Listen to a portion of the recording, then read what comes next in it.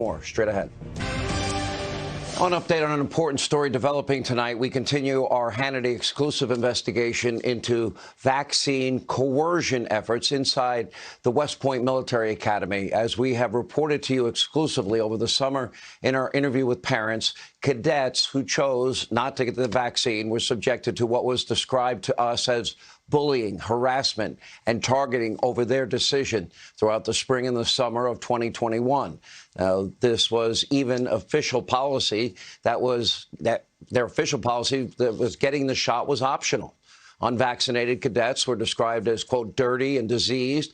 Officers told other cadets not to interact with them. They were repeatedly hit with punitive restriction measures and seen as, quote, the other. Tonight, we're learning even more. For example, one former cadet who will join us in a moment was allegedly removed from the club rowing team over her vaccine status. And in an August email obtained by this program, the rowing coach, Dr. Eugenia Kisling, wrote this cadet, quote, whatever your reasons for not being vaccinated, my ethics prohibit me from coaching unvaccinated cadets because I promised my husband that I would not do so. We're also told the cadet was even discouraged from hugging her teammates on her last day with the team, with teammates told to stay away from her. This is now apparently all culminated on September the 27th after the vaccine mandate went into effect.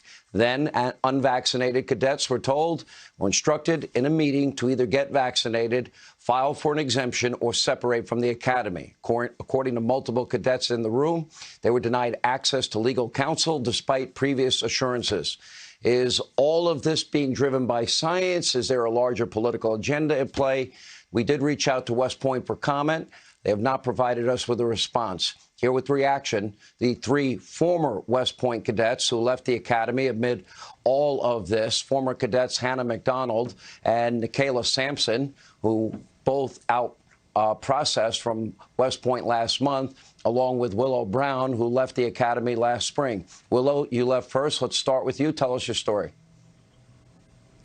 So I went to the academy hoping to serve my country and bring the fight to the enemy.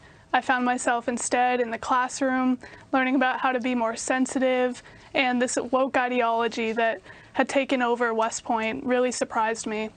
So as this vaccine came out, I hesitated and no questions were answered. I figured I was not learning how to better serve my country. I was instead learning about white rage, and I knew I had to leave. The country was becoming less safe. Our students were not learning about Chinese. They were learning about how to be more sensitive, and I thought it was ridiculous. Well, Hannah and Nickaylah, can I ask you both, do you agree with that assessment? Is that accurate? Nickaylah?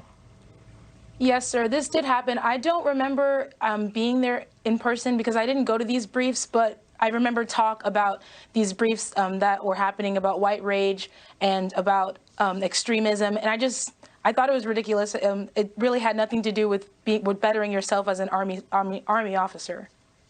Yeah, and let me ask you, Hannah, is that the same experience you had? Yes, sir. So I had the privilege of tutoring plebes this semester in English, and I found that a lot of them were writing papers on critical race theory and socialism, and I asked why they were writing these things, and they said they didn't agree with it, but they thought their professors would enjoy it because that was in line with the books they were reading. Let me ask you all, and I guess, Hannah, I'll start with you. As every single person that I've known in my life that ever went to any of the academies, West Point in particular, they all dreamed of this since the time they were little. It was their lifelong dream. Was that the case with all three of you? I guess we'll ask Hannah first, and Nickaylah and Willow. Yes, sir. So I joined very late in the game. I wasn't aware that the service academies were an option for quite some time. However, growing up in a Christian household and understanding that there's no greater love than to lay down your life for someone else, I was very eager to align those values of service and love with the Army, and I was just very disappointed coming to West Point and realizing that that's not what the Army stood for anymore. Nickaylah, I mean, everybody I know that's ever become a cop or a nurse or a doctor or a teacher, in most cases, these are callings, something they felt compelled to do, they were born to do. Was that how you felt? Yes, sir. I truly did feel like it was my calling to be an officer, mostly because my father himself was an Army officer. I felt obligated to follow in his footsteps. But when I got there, it didn't turn out like I thought it would or like I planned. I really thought my life was going to be wrapped around West Point for at least the next 4 years and until I graduated, but that's not what happened. Willow? Yes, sir. I have a similar experience to Hannah, where I found out about the service academies later into my high school experience, and I was between the Naval Academy and West Point, but ultimately I chose West Point because that's where I felt called to serve and serve in my country's Army for years afterwards. But as Nickaylah said, it was just not what I expected. Let me start with you, Willow, and then Nickaylah, and then Hannah. I'll ask you all the same question. Now, your life, your trajectory has changed dramatically. I'm sure that it's pretty traumatic for all of you.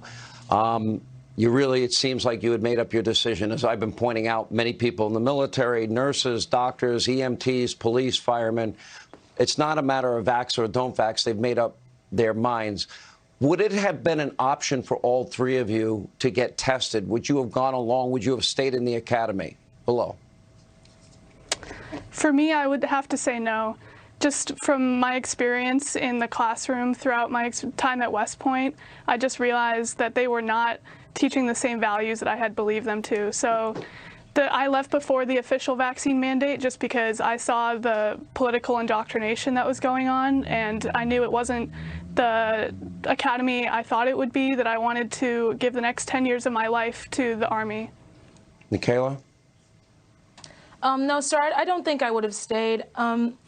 Same like as Willow said, I don't think I would have been able to stay in a place where I saw something actively changing and I wasn't agreeing with the things that they were teaching anymore. I wasn't agreeing with the things that the Army stood for. They said they stood for the citizen soldier, and I was no longer being treated as a citizen and more like just a soldier. So I wouldn't have stayed.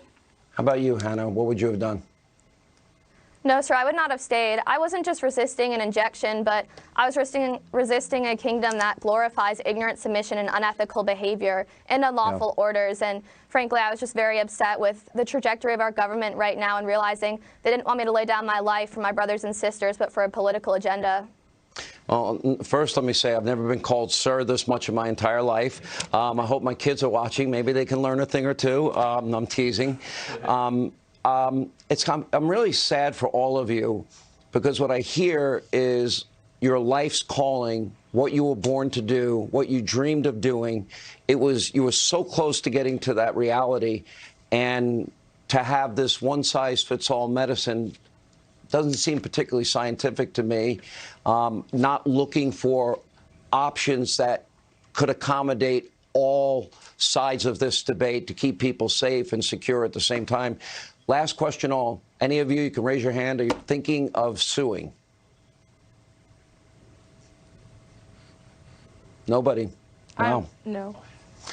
Well, I want to wish all. Oh, you are, Hannah? Okay, Yes, there's one lawsuit. Okay, your phone will be ringing probably first thing tomorrow morning with lawyers. But in all seriousness, you're all incredible people. I don't know what this means for your future. I wish your dream came true. I wish they would have found a accommodation of some kind and work with you. And it's kind of sad to me, because you're willing to risk your life and serve your country. And all three of you are amazing young women, and we're very lucky to have you as our fellow citizens. And I want to wish you all the best. Thank you. All right.